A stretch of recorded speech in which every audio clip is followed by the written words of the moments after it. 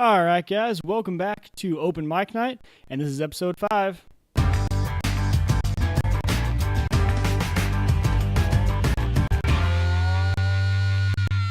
All right, welcome back, guys, to Open Mic Night. Like I said, this is episode 5. Super pumped you guys are back. Glad you joined me for the live stream, and if you didn't, if you're enjoying this as a podcast later, I love that too. That is one thing I wanted to announce this week is that this podcast is now on iTunes, and I'm very excited about that. I will have the direct link on my website, and that's uyghurtech.com/openmicnight. It'll be right in the show notes. It's not searchable yet, so if you go into iTunes and you search for Open Mic Night or Uyghur Tech, it will not be there yet. The email said within the first 2 days. So sometime in the next 2 days, it's going to be searchable on iTunes, but that's very exciting. So another way you guys can listen. I know that listening live doesn't always work for everyone, so I want to make sure that it's downloadable in a podcast form. And that's really what this is kind of best for, this kind of audio type. It's great that you guys join me for the live chat, and I love it, and I love seeing the chat room and stuff like that. But this is just another way you guys can listen. So again, very excited that it's going to be on iTunes. But yeah, let's just jump right into the news. This week's news. All right, so over the month of December, we saw that Target had a huge credit card breach. And a lot of people were really worried, and I would definitely suggest, if you haven't heard this news, definitely go and check your credit card or debit card statement on your bank or whoever you do that through if you shop at Target anytime, I think it was November to December. But anyway, there's been a lot of articles released lately, at least this week, saying that customers shouldn't be as worried, especially because most of the time on your credit cards or debit cards, you are safe. Your bank usually will back you up on that. And these credit card companies, what they're going to do is they're going to actually go after Target. They're going to go after the company that caused the big leak in the credit card information. Now, the one problem with this is that Target also was hacked with their email addresses and names. That big database by them was also hacked. So it wasn't just credit card information. It was also personal information, which means names and email addresses could have been attached. But the good thing for consumers is that the credit card companies are going to go after Target, which, according to some sources, could cost Target up to $50 million, which is not a good deal for Target. But, again, consumers, you are safe. If your card was used fraudulently, usually you're going to be safe and backed up. So that's really good to hear. With all these, we've seen a lot of these information breaches. We've seen, I don't know if in your guys' areas around the country you guys are seeing this, but in our area we've had such things as credit card swipers, like in the gas stations, that are rigged by people. They'll come in and they'll put their own credit card magnetic strip in there. And so when you're swiping your credit card, they're actually receiving your data. Your data is being stored. These criminals are putting these things in gas station pumps, ATMs not as much, but I've heard of a few cases of that. Just anything that they can, any outside source, they don't have to be in a building usually, they're putting these little readers in. And so when you're swiping your card and it still goes through, that's the problem.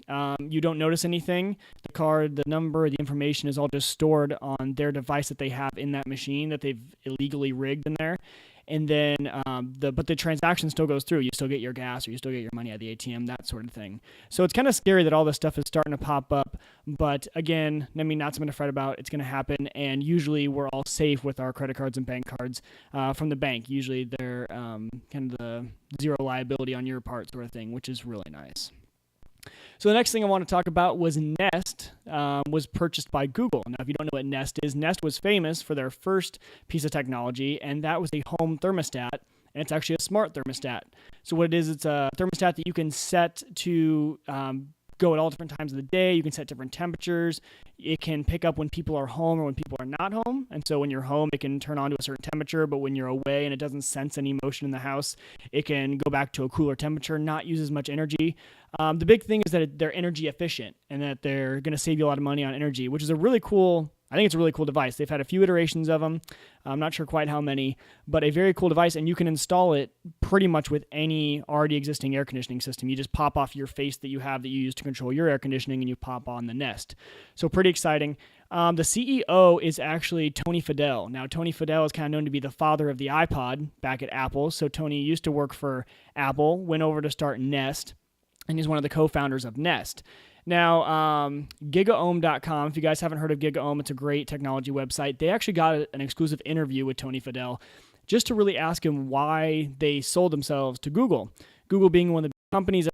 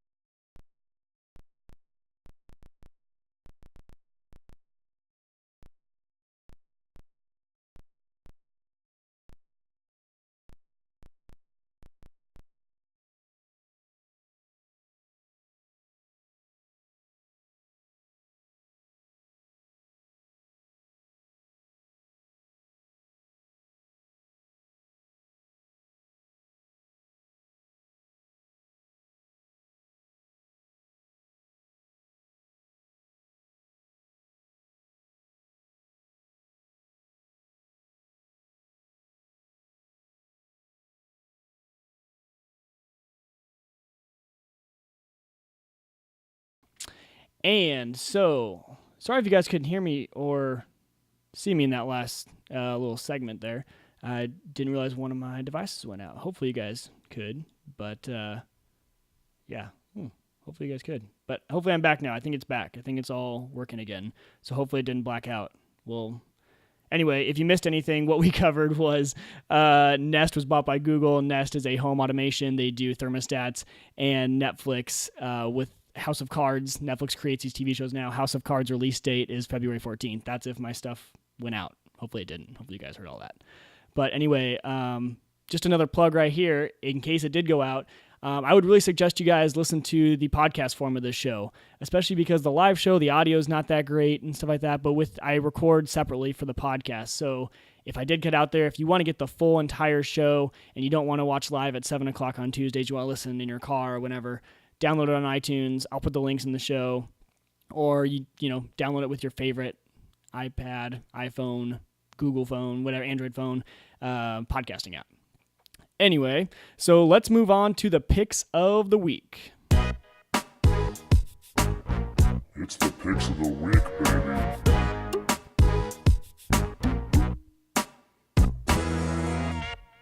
All right, the Pics of the Week brought to you by me. The Pics of the Week this week is an app. It's called iCatcher. Now, last week I talked to you guys about a few podcasts that I really like to listen to. And so this week I thought I would give you an app that I use to listen to all my podcasts. Now, obviously for the iPhone, I know there is the standard podcast app. I personally don't care for it. it was buggy a while ago. I know it's been fixed and all that stuff, but there was one app that's just always been good through, the past few years that I've used, and that is iCatcher.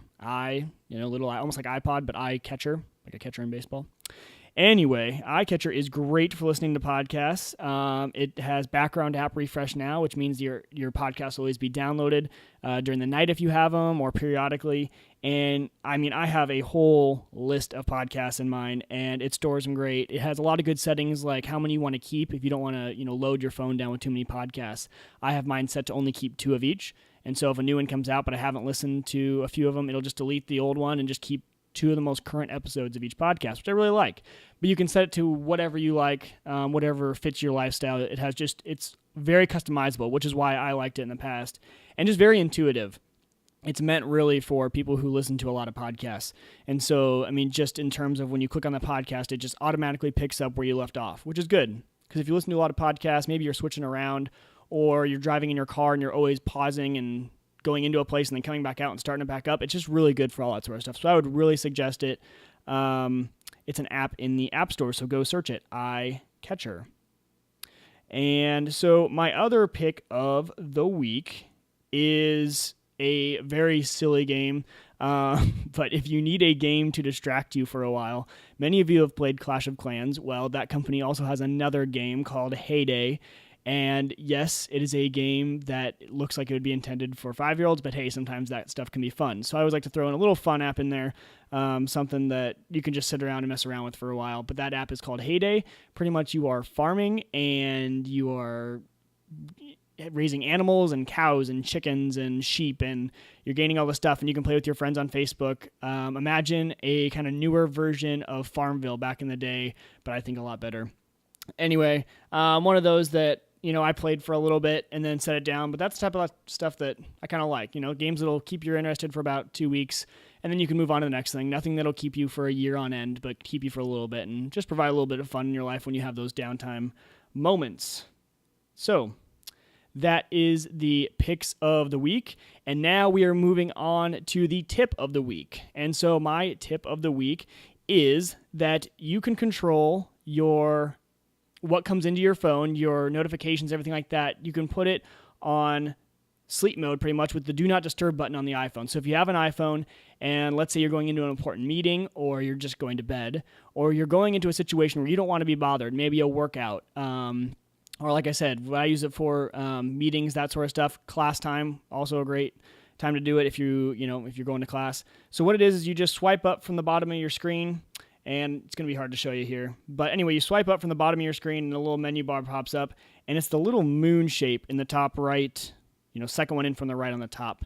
And that is the Do Not Disturb feature. So with Do Not Disturb, when these notifications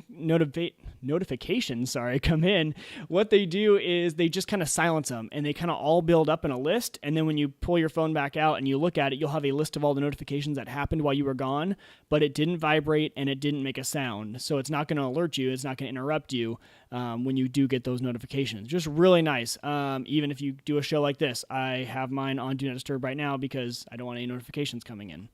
But that is my tip of the week. And also with the Do Not Disturb, there are certain settings. You can go in and change settings like, I have it to where if someone in my favorites calls, it lets it come through. So I have a list of favorites, and obviously those calls can be sometimes important.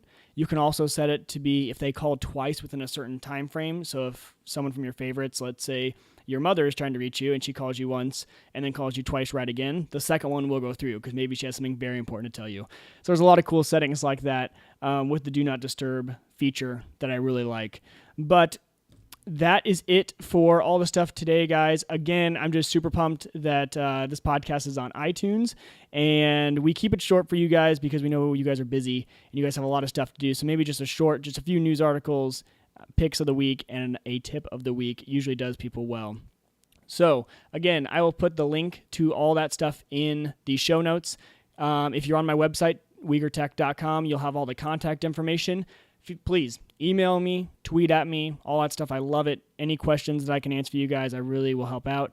Again, kind of like last week, I'm kind of a week behind on email, and then my semester is starting this week, so it might get a little worse as we go forward. But hopefully to all you who are going back to school this semester, good luck, study hard, have a good time. And I will see you guys next week. But until then, tech on.